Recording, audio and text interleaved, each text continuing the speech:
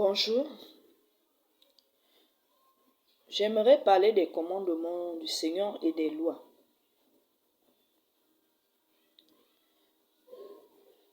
Je suis quelqu'un vraiment qui recherche la vérité.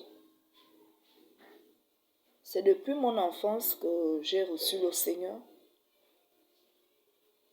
Et vraiment, je veux connaître la vérité. Parce que chaque jour, je dis au Seigneur, je ne veux pas vivre dans le mensonge. Je ne veux pas vivre selon mon bon plaisir, mais selon ta volonté. C'est ce que je dis au Seigneur tous les jours. Je dis, je veux rester dans la volonté du Seigneur. La Bible nous parle des lois de Moïse. Ce sont les lois du Seigneur. Ce n'est pas Moïse qui a inventé ces lois. Moïse n'était qu'un simple instrument que le Seigneur utilisait. Un prophète du Seigneur. Donc, c'est le Seigneur qui a donné ces règles, ces lois à Moïse pour son peuple. Les 10 commandements aussi. Le Seigneur a donné aussi les 10 commandements à Moïse pour le bien-être de son peuple. Mais la question ici, c'est quoi? Devons-nous encore observer les lois de Moïse? Ça, c'est vraiment un grand problème dans le milieu chrétien. Il y a ceux qui disent qu'on ne doit pas respecter les lois de Moïse, qu'on doit se focaliser dans les 10 commandements, sur les 10 commandements que le Seigneur a donnés à Moïse. Mais moi, je vais vous dire ce matin que nous sommes complètement à côté si nous raisonnons comme ça. La Bible dit, la même bouche qui a dit tu ne tueras pas, c'est cette même bouche qui a dit tu ne mentiras pas. Les 10 commandements sont là, c'est vrai, c'est le Seigneur qui a donné ces 10 commandements pour son peuple. Mais dans ces 10 commandements, rien n'est détaillé. Rien n'est détaillé. Lorsqu'on écrit un livre, on donne déjà la pensée par le titre qu'on donne à ce livre. Le nom du livre, tant pour moi. On donne déjà une pensée, on libère une pensée. Mais maintenant, en écrivant le contenu du livre, il y a des termes et des sous-thèmes qu'on choisit. Dans les 10 commandements, rien n'est détaillé. Mais nous allons voir que dans les lois de Moïse, les choses sont plus claires. Les choses sont détaillées. Et j'aimerais aussi vous faire savoir ce matin que dans les 10 commandements, il y a 4 commandements, les 4 premiers commandements qui concernent rien que le Seigneur. Tata Nzambe, le Créateur. Et les 6 autres commandements concernent l'homme. Donc, ce sont ces 10 commandements que le fils de Tata Nzambe a regroupés en 2 commandements. Lorsqu'il disait à son peuple, à ses disciples, que il donne 2 commandements. Tu aimeras. Le premier c'est, tu aimeras le Seigneur ton Tata Nzambe de tout ton cœur, de toute ton âme, de toute ta force et de toute ta pensée. Et le second c'est, tu aimeras ton prochain comme toi-même. Il a résumé les 10 commandements en 2 commandements. Et en lisant bien la parole du Seigneur, vous allez voir que il a dit qu'il n'est pas venu abolir. Il n'est pas venu abolir la loi, mais plutôt l'accomplir. Abolir, c'est quoi? C'est annuler, non? C'est annuler. Mais lui, il dit, je ne suis pas venu annuler la loi. Quelle loi? De quelle loi s'agissait-il? Est-ce qu'il s'agissait des 10 commandements? Non. Il s'agissait des lois de Moïse. Comme les gens disent, les lois de Moïse. Ces lois de Moïse-là n'appartiennent pas à Moïse. Ce sont les lois du Seigneur, de Tatan Zambé, qui concernent son peuple. Il est venu l'accomplir. Les accomplir. Ça veut dire quoi? Ça veut simplement dire qu'il est venu nous montrer comment vivre, comment pratiquer les lois de Moïse. Parce qu'à un moment donné, il y avait des abus. Les pharisiens exagéraient. Les hommes exagéraient. Je prends l'exemple de la femme adultère. Ça s'est passé devant le Seigneur. Lorsque les gens voulaient lapider la femme adultère, qu'est-ce qui s'est passé? Le Seigneur a intervenu. Pourquoi? Beaucoup ne se sont pas posé cette question. Pourquoi le Seigneur va intervenir alors qu'il est dit dans la parole du Seigneur que si quelqu'un commet adultère, on doit le lapider? Parce que le Seigneur avait vu l'injustice que ces gens-là voulaient faire. Dans la loi de Moïse, il n'est pas dit que si une femme commet adultère, c'est seulement cette femme-là qu'on devait lapider.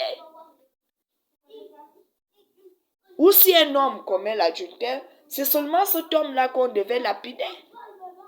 C'est bien écrit que si une personne commet l'adultère, on doit attraper cette personne et la personne avec qui il a commis adultère, on lapide les deux.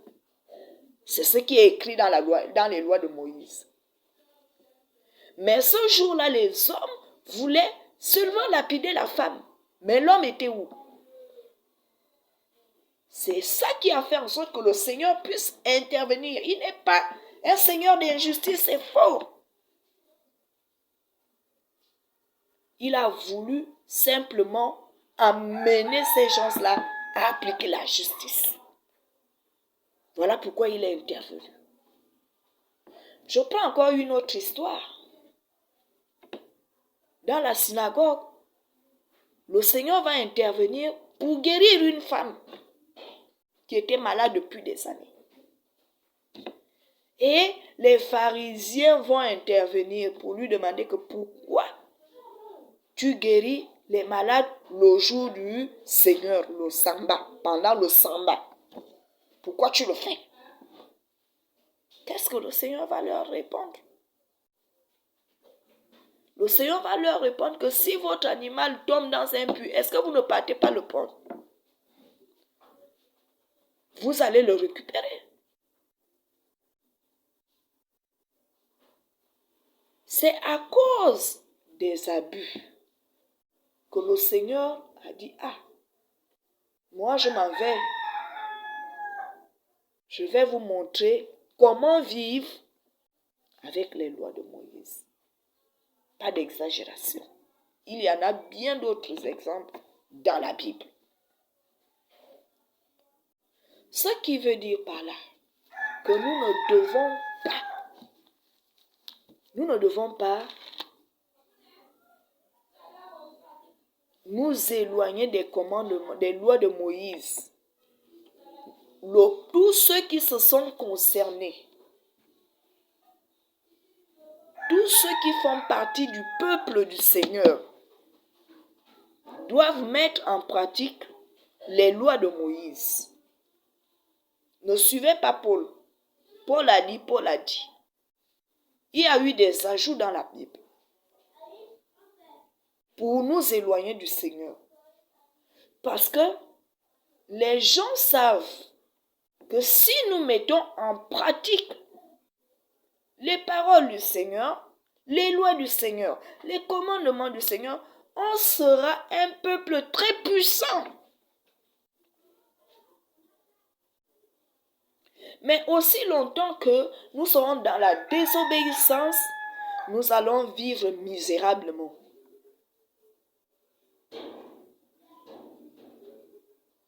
Vous voyez, j'ai lu une parole là dans Apocalypse. Dans Apocalypse, je relis cette parole ce matin. Je vais relire. Apocalypse 2. Apocalypse 2. Écoutez bien ce qui est dit.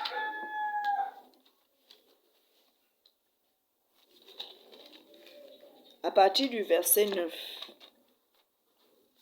Je connais ta détresse et ta pauvreté, mais en réalité tu es riche. Je connais ta détresse et ta pauvreté, mais en réalité tu es riche. Qui est riche? Qui est riche dans le monde entier? Quel continent qui est riche? C'est le continent africain. Riche dans le sous-sol, riche spirituellement, mais pauvre visiblement. On est riche, mais lorsqu'on voit ce que nous vivons, on est pauvre. Et c'est ce que les Blancs racontent partout. Les Africains sont pauvres, alors qu'ils jouissent de nos biens.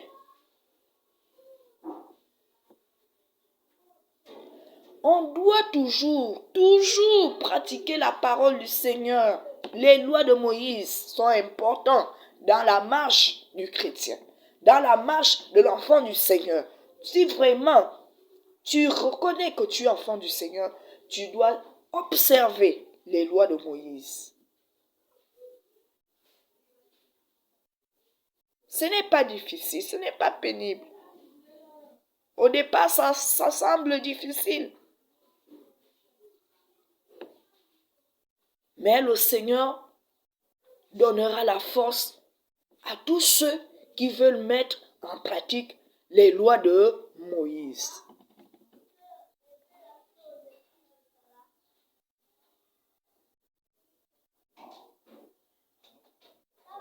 Il y a plusieurs références qui confirment ce que je suis en train de vous dire ce matin. J'aurai le temps de prendre mon stylo pour rédiger toutes ces références-là. Parce que l'heure est grave.